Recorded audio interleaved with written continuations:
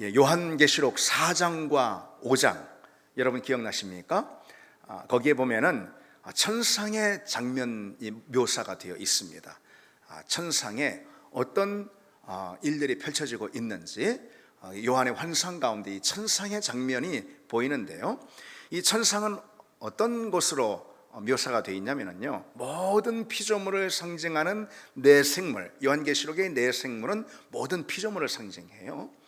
그리고 또 모든 성도들을 상징하는 24장로, 그 네 생물과 24장로들이 하나님을 향해서 밤낮 쉬지 않고 찬양과 예배를 올려드리는 그런 장면이 바로 천상의 장면이에요. 그리고 그 네 생물과 24장로들 그 바깥으로 쭉 둘러선 천사들이 또 끊임없이 쉬지 않고 하나님을 찬양하는 그런 예배, 경배의 자리가 이 천상의 자리입니다.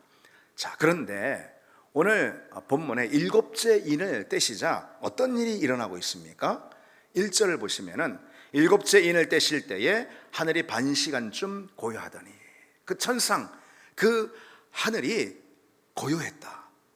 하늘에 지금 어떤 장면이 펼쳐지고 있죠? 천상에는 네 생물과 그리고 또 24장로, 모든 천사, 모든 피조물과 모든 성도와 모든 천사들, 하늘에 있는 모든 존재들이 하나님 보좌를 향해 하나님을 경배하고 예배하며 찬양하는 그런 이 찬양의 역사들이 그 하늘에 있습니다. 그런데 오늘 이 일곱째 인을 떼실 때 그 하늘이 반시간쯤 고요해졌다, 그런 말이죠.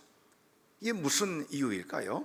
3절을 보시면요, 또 다른 천사가 와서 제단 곁에 서서 금향로를 가지고 많은 양을 받았으니 이는 모든 성도의 기도와 합하여 보좌 앞 금제단에 드리고자 함이라. 그러니까 하늘의 예배와 찬송이 잠시 동안 멈추고 침묵이 흐른 이유가 무엇이냐? 놀랍게도 성도의 기도, 땅에 있는 성도들이 드리는 그 기도가 하나님 귀에 들리게 하기 위해서 하늘의 예배가 잠시 멈추고 침묵 가운데 고요해졌다, 그런 뜻입니다. 그러니까 하나님은 성도들의 기도를 주의 깊게 듣기 위해서 하늘의 예배마저도 잠시 동안 멈췄다, 멈추게 했다, 이런 뜻인 거예요. 기도가 얼마나 중요한지 단적으로 보여주는 대목 아니겠습니까?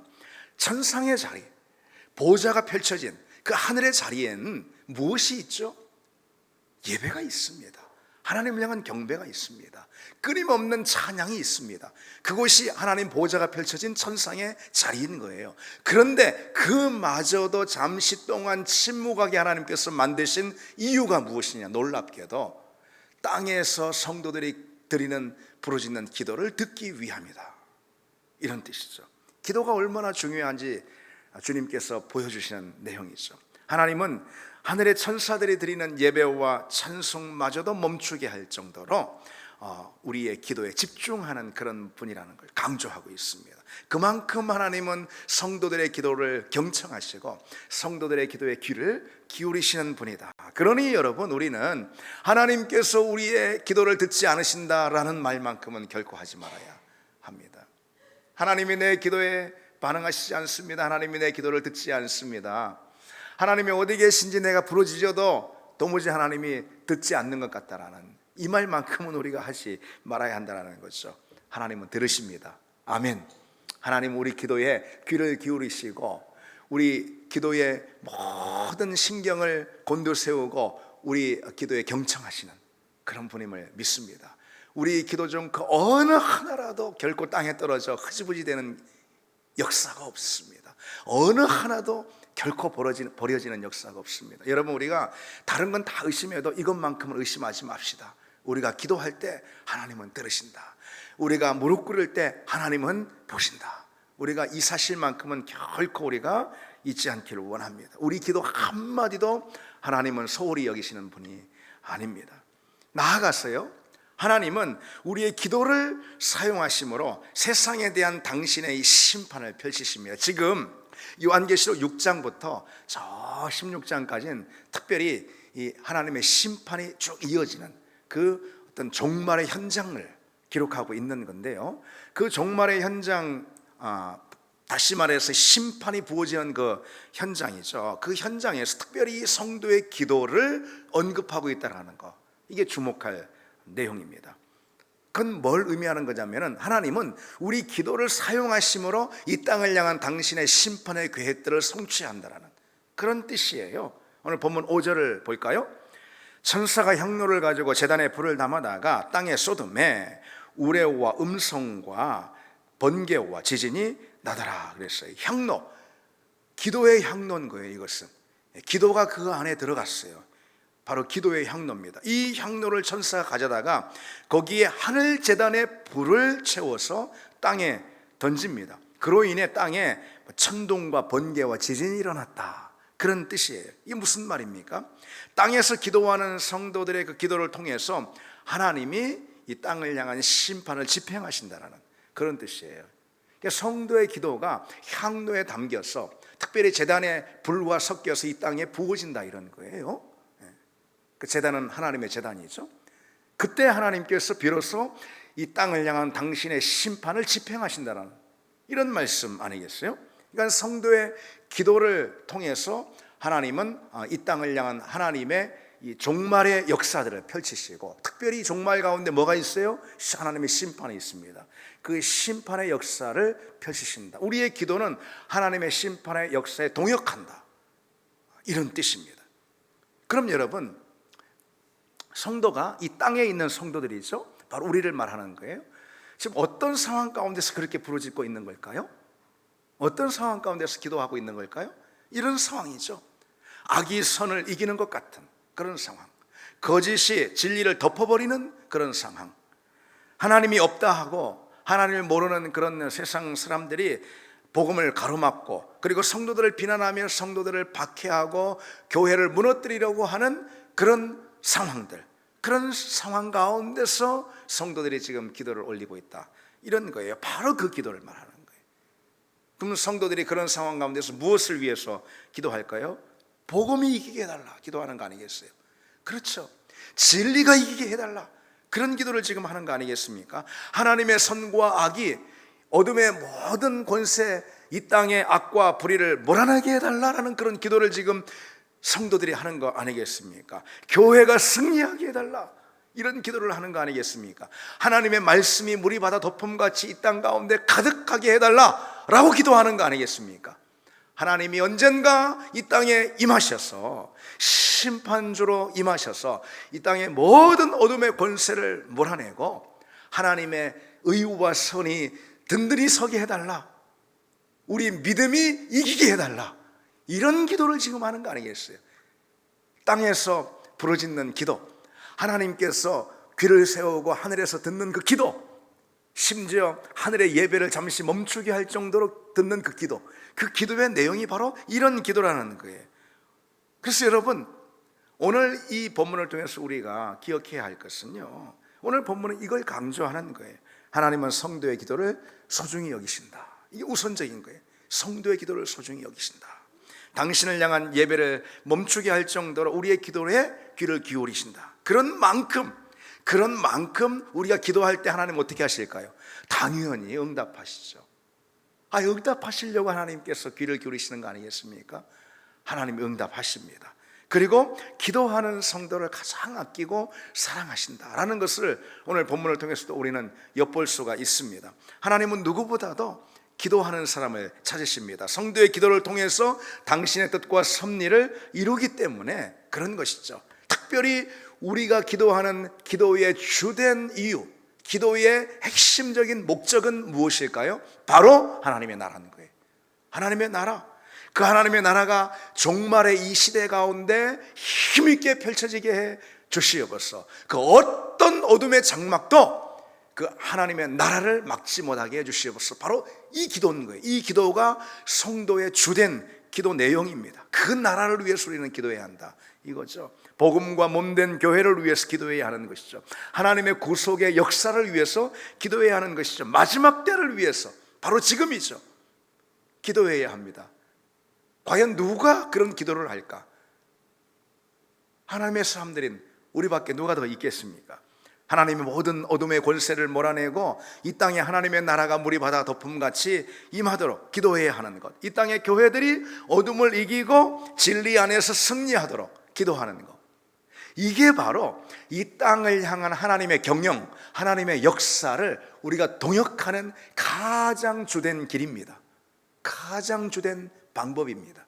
우리는 어떻게 하나님과 동역할 수 있는가? 특별히 이 마지막 시대, 주님께서 오시고 십자가와 부활을 통해서 구원을 이루시고, 그리고 마지막 때 재림을 통해서 그 구원을 완성하셔서 하나님의 나라를, 영원한 나라를 이제 펼치실, 바로 지금 이 종말의 마지막 때, 그 가운데 하나님께서 본주의 일하십니다. 하나님께서 하나님의 일들을 행하십니다. 하나님의 역사를 펼쳐갑니다. 이 종말의 시대는 하나님이 일하시는 무대라 이 말이에요. 무대.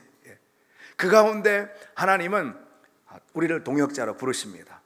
무대에 여러 배우들로 우리를 부르십니다. 물론 주인공은 예수 그리스도인 거예요. 예수 그리스도를 돕는 제자로서 우리를 동역자로 우리를 부르신다라는 거죠. 그런데 우리가 하는 가장 핵심적인 일이 무엇이라는 거죠? 기도라는 거예요. 기도.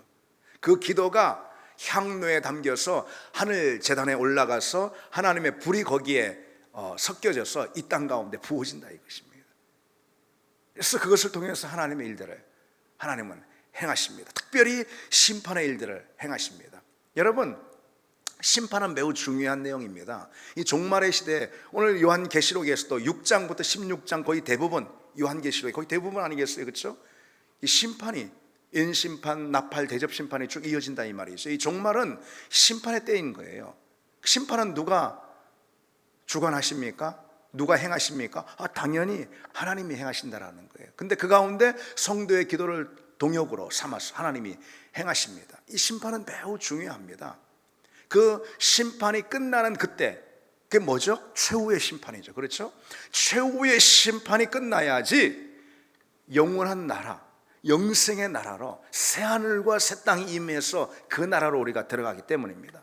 그래서 이 종말의 때에 하나님이 행하시는 심판의 동역자가 되는 것, 이것은 곧 예수님의 재림을 대망하고 준비하는 그것과 똑같은 것입니다. 새하늘과 새 땅을 준비하는 것과 똑같다라는 것이죠. 바로 심판을 준비하는 것입니다. 무엇을 통해서요? 기도를 통해서죠. 심판의 행위자는 하나님이십니다. 우리가 막 심판하는 게 아니에요.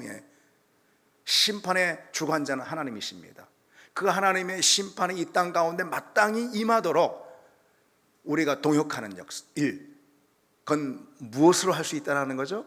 다만 기도로 할 수 있다는 거죠. 하나님은 우리의 기도를 채워서 하나님의 심판의 역사를 펼쳐가십니다. 그리고 그 심판이 끝나는 그때에 우리 가운데 영원한 그 나라를 선물해 주시는 거죠. 자, 바로 그런 기도, 그런 기도의 사명을 우리에게 맡기셨어요. 그래서 우리는 기도를 항상 쉼 없이 해야 하는, 기도의 중요성이 거기에 있습니다. 여러분, 주님이 가르치신 기도 가운데 뭐가 있죠? 나라가 임하시오며 뜻이 하늘에서 이루어진 것 같이 땅에서도 이루어지이다. 이것이 가장 중심 기도 아니겠어요? 바로 그처럼 이게 이제 성도의 주된 기도가 되어야 합니다. 그러면은 다른 모든 것들은 하나님이 채우십니다. 먼저 그 나라를 구하라 그랬잖아요. 그러면 다른 모든 것 하나님이 다 채우십니다. 기도의 우선적이고 주된 목적, 그게 바로 하나님께서 이 땅에 당신의 역사, 당신의 나라, 그 구속의 역사를 힘있게 펼쳐가시도록 동역하는 그 일이라는 것이죠. 그러니 여러분, 우리는 기도하는 사람이 되어야 하는 것입니다. 나를 보니까 여러 가지 안정이 되고 평안하고 뭐 형통하고 별일 없어서 기도할 것이 별로 없다, 이건 아무것도 모르는 사람, 이건 종교인인 것입니다. 이건 다른 종교 뭐 비나이다 그 믿는 그런 사람들 하는 얘기인 거예요. 우리의 기도의 핵심적인 내용, 주된 기도의 목적은 그런 게 아닙니다. 먼저 하나님의 나라, 이 종말의 때에 하나님 펼치시는 그 나라를 우리 말씀을 통해 바라보고 그 비전을, 그 뜻을 갖고 우리는 그 나라에 동역하기 위해 기도하는 것입니다. 그러면은 다른 건 다 하나님이 책임져 주신다, 그런 이야기죠. 여러분, 그런 기도를 해보시기 바랍니다. 하나님을 시험하듯이 그렇게 기도해 보시기 바랍니다. 하나님 반드시 여러분의 삶 가운데 찾아오시고 응답하실 줄 믿습니다. 근데 여러분, 이 사실 자체가 또 얼마나 놀랍고 감사한 일인가. 우리가 하나님의 일에 동역하는 그런 기도자가 된다는 거예요. 이게 얼마나 감사한 일 아니겠어요? 우리가 여기서 기도할 때 하나님이 구속의 역사를 펼치십니다. 우리가 여기서 기도할 때 하나님은 저 땅 끝에서 당신의 나라를 펼치십니다. 이게 얼마나 여러분 놀라운 일입니까? 우리가 여기서 기도할 때 하나님이 행하시는 종말의 드라마가 온 세상 곳곳에서 펼쳐지는 것이죠. 그게 얼마나 놀랍습니까? 주님께서 내가 천국 열쇠를 내게 주리니 내가 땅에서 무엇이든지 매면 하늘에서도 매일 것이요 내가 땅에서 무엇이든지 풀면 하늘에서도 풀리리라 그랬습니다. 천국 열쇠가 뭘까요? 기도인 것입니다. 그래서 기도인 것이죠. 누가 기도하지 않을까요, 여러분? 누가 기도하지 않을까요? 그렇다면 기도의 필요성에 진정으로 공감하지 않는 사람은 누굴까요? 믿음에 관심이 없는 사람인 거예요. 그렇기 때문에 믿음에 관심 없는 사람, 하나님의 일에 관심이 없는 사람, 그런 사람이 기도하지 않는 거예요. 왜 기도하지 않는가? 요즘 보니 모든 것이 안정이 되고 편안하고 뭐 그러니까 형통하고 기도할 일이 별로 그런 게 아니라는 거예요. 믿음에 관심이 없고 하나님께 관심이 없으니까, 하나님의 일에 대해 무관심하니까 기도하지 않는 거예요. 그리스도인으로서 사는 것 또는 성도의 사명, 이런 거에 대해 전혀 관심이 없으니까 기도하지 않는 것입니다. 그저 세상 일에만 바빠가지고 말씀대로 사는 것에 사실상 포기한 그 사람, 그리스도인으로서 사는 것에 사실상 포기한 그 사람이 기도하지 않는 거예요. 하나님의 나라, 복음, 교회, 지상명령, 선교, 구원의 역사, 이런 거에 대해 전혀 관심이 없는 사람은 기도의 필요성을 느끼지 못하죠. 그런 사람들은 기도와 담을 쌓고도 전혀 무리 없이 아무런 어려움 없이 사는 것입니다. 한 주간 기도의 자리를 전혀 펴지 않았는데도 뭐 아무런 어려움이 없다면은 그래서 내가 진정 하나님의 자녀인지 의심해 봐야 합니다. 여러분 생각해 보십시오. 하루에 1시간, 아니 한 주에 1시간도 기도하지 않는 사람은 어떤 사람일까요? 사실 믿음에 전혀 관심이 없는 사람인 거예요. 하나님의 역사, 아니 그보다도 하나님 그분에 대해서 아무런 관심이 없는 사람인 거예요. 바빠서 그런 게 아닙니다. 뭐 힘들어서 그런 것도 아닙니다. 다만 하나님 그분께, 하나님의 역사에, 나의 믿음에 아무런 관심이 없기 때문에 기도하지 않고도 전혀 문제없이 살고 있는 거죠. 근데 여러분, 무엇보다 이 기도 없는 믿음이라는 것은 애당초 불가능하더라, 지금 이 말씀을 드리고 있는 거예요. 기도 없는 믿음은 애당초가 불가능하다. 그런 믿음은 없습니다. 없어요. 왜냐하면 기도는 믿음을 가능하게 하는 능력이거든요. 기도는 믿음을 현실로 경험하게 하는 능력입니다. 기도 없이는 믿음이 일할 수가 없습니다. 결코 그렇습니다. 우리가 기도하지 않는다면 우리 믿음을 증거해 줄 만한 것이 과연 무엇이 있을까요? 무엇이 있을까요, 여러분? 착하게 사는 거? 세상 사람도 다 그렇게 삽니다. 기도 없이 우리의 믿음이 진짜 믿음임을 증거해 줄 만한 것은 아무것도 없습니다, 여러분. 교회 역시 마찬가지예요. 교회는 무엇보다 함께 기도하는 공동체입니다. 기도의 공동체인 거예요. 교회는 모이면 그래서 기도해야 하는 것입니다. 우리가 목장 모임을 갔든, 우리가 예배로 모였든, 우리가 친교로 모였든, 일하러 모였든, 뭐가 됐든 교회는 모이면 기도해야 합니다. 기도하지 않는 교회는 하나님의 일에 또는 하나님 그분께 사실 아무런 관심도 없는 공동체예요. 그러니 기도하지 않는 교회는 더 이상 교회일 수도 없고 교회가 될 수도 없습니다. 교회는 기도의 열기로 늘 뜨거워야 합니다. 다른 어떤 것으로도 그것을 대신할 수는 없습니다. 그래서 교회는 기도해야 합니다. 기도하는 교회는 다른 건 좀 부족해도 그거 하나로 충분합니다. 왜? 기도하니까. 기도하면 하나님이 응답하시고 하나님이 들으시고 하나님이 역사하실 거니까. 다른 건 좀 부족하다 하더라도요, 기도하는 교회는 충분합니다. 그것으로 기도할 때 믿음이 비로소 일하게 되기 때문입니다. 여러분, 우리가 믿음이 다 있잖아요. 믿음이 있죠, 여러분. 믿음이 있습니다, 우리가. 아멘. 믿음이 있습니다. 그런데 우리 안에 있는 이 믿음이 역사하려면, 내 삶의 자리 가운데 역사하려면, 내 생각의 자리에, 내 마음의 자리에, 내 입술과 손발로 역사하려면 기도가 있어야 한다는 거죠.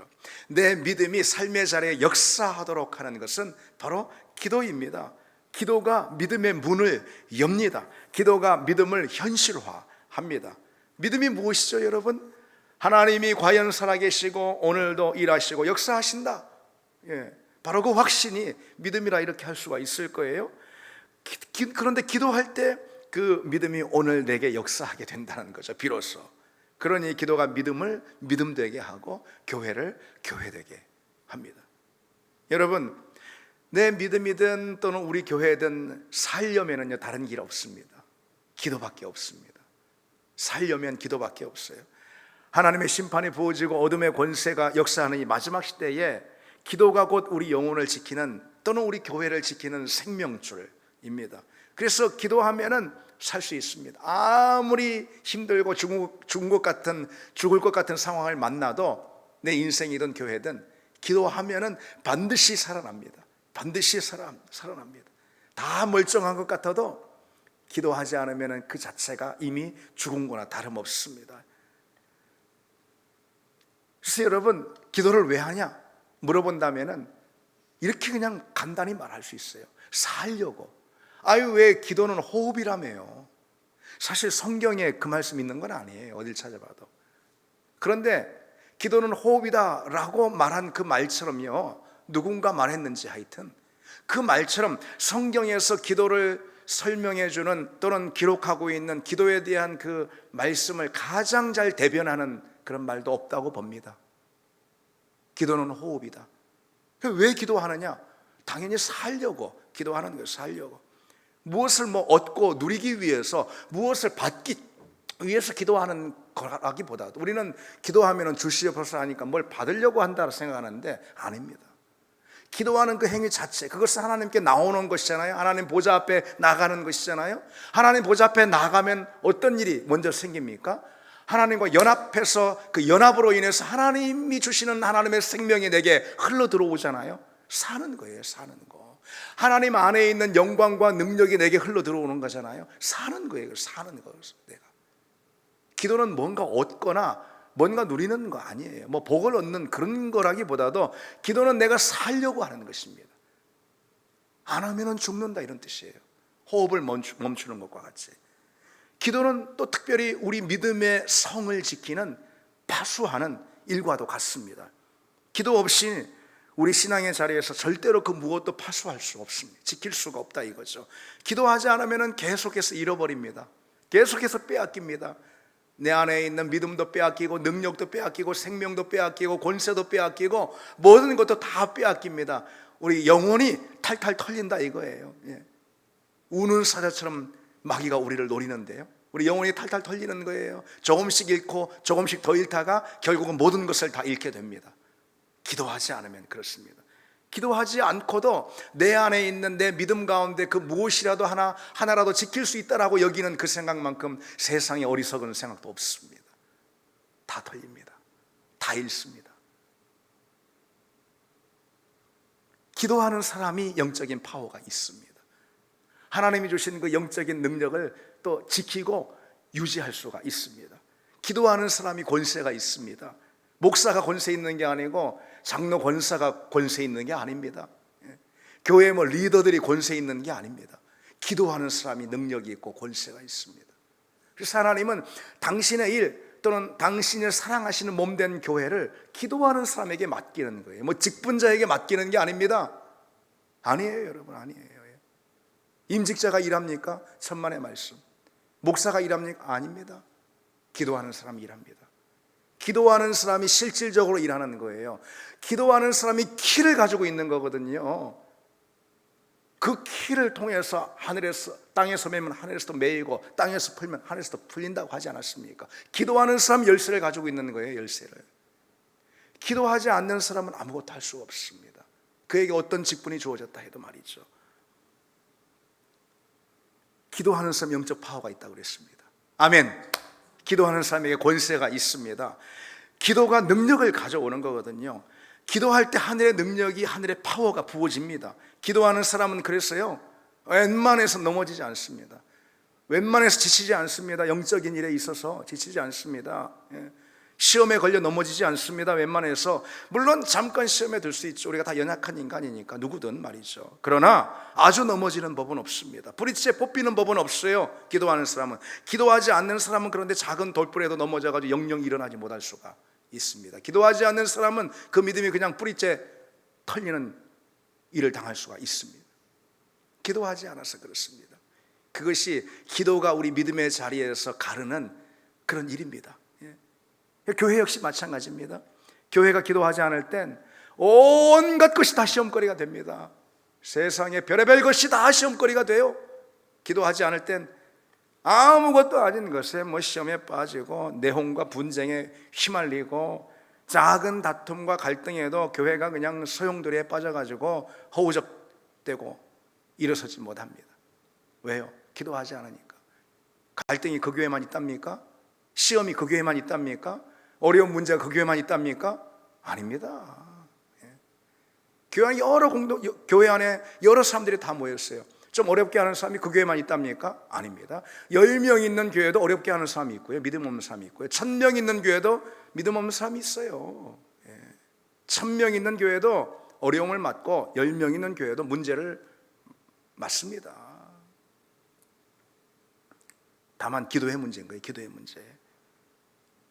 기도하지 않는 교회는 자꾸 소소한 것들로 인해서 온통 매달리게 됩니다. 못 푸니까 작은 갈등에 휘말려 가지고선 몇 달을 그냥 갑니다. 아무것도 못 합니다. 기도하지 않는 교회는 믿음이 없기 때문에요, 뭐 하나 제대로 행하지 못합니다. 하나님의 일에 너무 소심하고요, 소극적이 됩니다. 기도하지 않으니까 믿음이 제 역할을 못하는, 아까 말씀드린 대로 믿음의 문은 뭐가 연다고 그랬어요? 기도가 연다고 그랬잖아요. 믿음이 오늘 나의 현실이 되게 하는 것, 현실의 역사로 일어나게 하는 것, 그거 기도라고 그랬잖아요. 기도하지 않으니까 너무 하나님의 일에 소심하고 소극적이 되는 것, 다시 말해서 믿음이 없는 것이죠. 한 달란트 받은 자와 같이 된다, 이런 뜻입니다.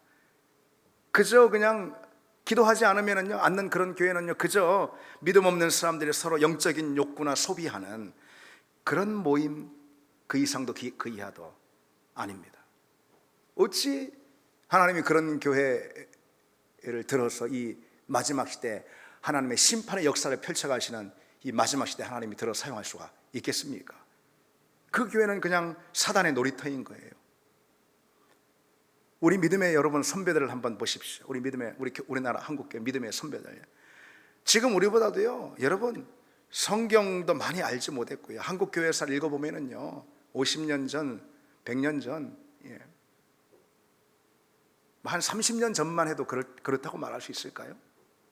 어쨌든 지금 우리보다도요, 제자 훈련이다, 성경 공부다, 뭐다 해서 또 좋은 프로그램도 많이 있고 상담이다 뭐다 해서 그렇습니다. 지금 우리보다 성경도 많이 알지 못하고, 어쩌면은 거칠고 좀 미숙한 부분들도 많이 있었습니다, 우리 믿음의 선배들.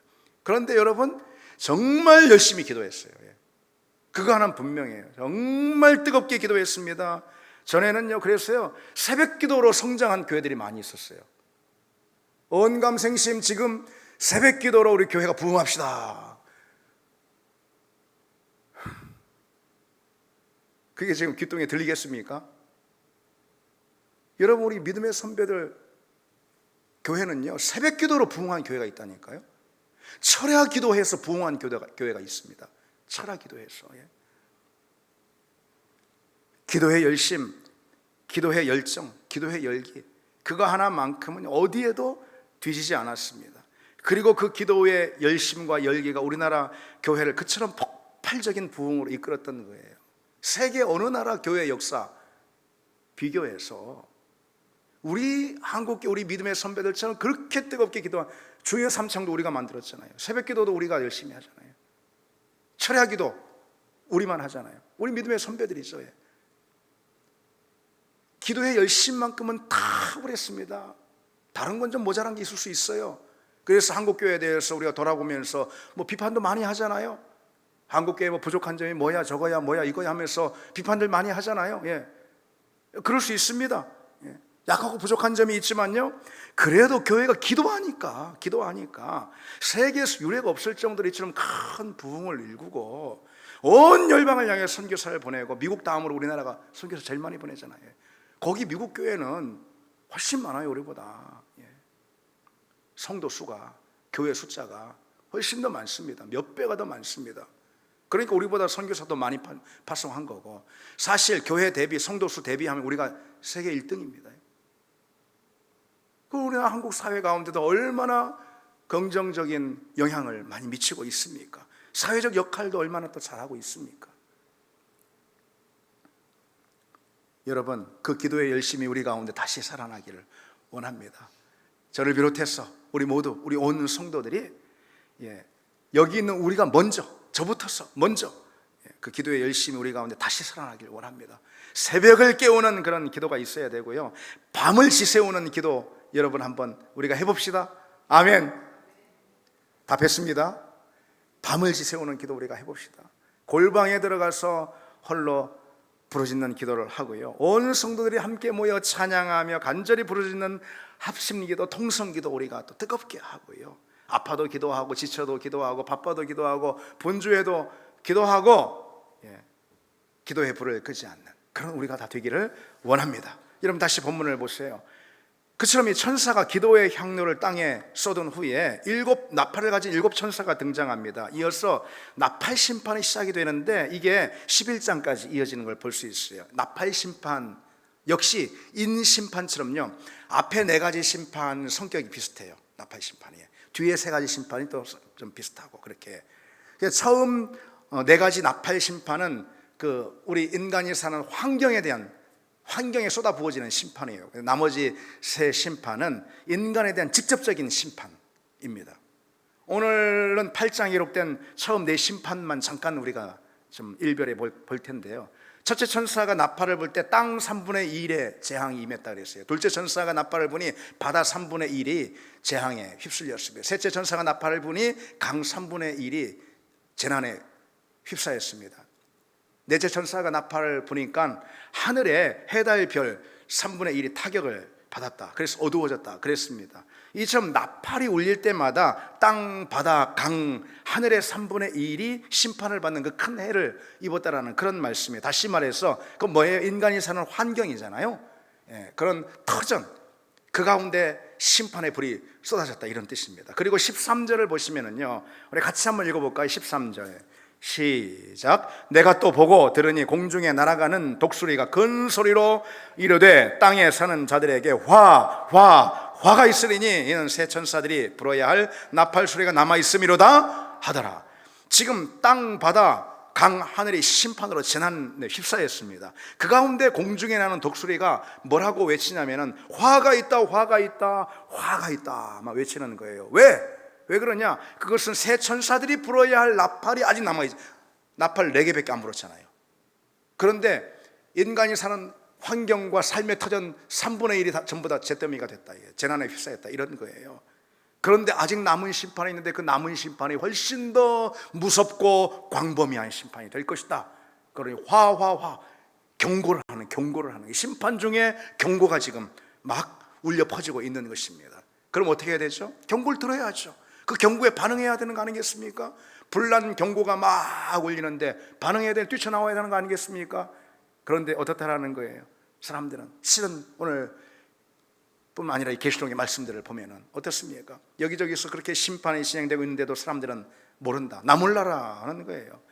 그 마음이 둔해져서 심판에 전혀 반응할 줄 모르는 게 바로 인간이라는 거예요. 자기만 안전하고, 일단 나는 해를 입지 않고 나는 안전하니까, 막 재정적인 심판이 막 오고, 건강에 막 심판이 오고, 삶의 여러 환경대 심판이 오고, 자녀들이 심판을 받고, 사고가 나고, 질병이 찾아오고, 또 자기가 하는 사업에 큰 어려움이 닥치고, 여러 환경에 뒤섞이는 심판들이 있습니다. 그런데 일단 나는 안전하니까, 남의 얘기니까 뭐 그런다라는 거예요, 이것이. 예.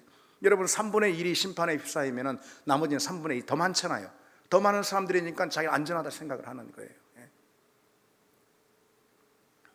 그러나 하나님의 심판은 뭐라는 거죠? 이제부터 시작이다.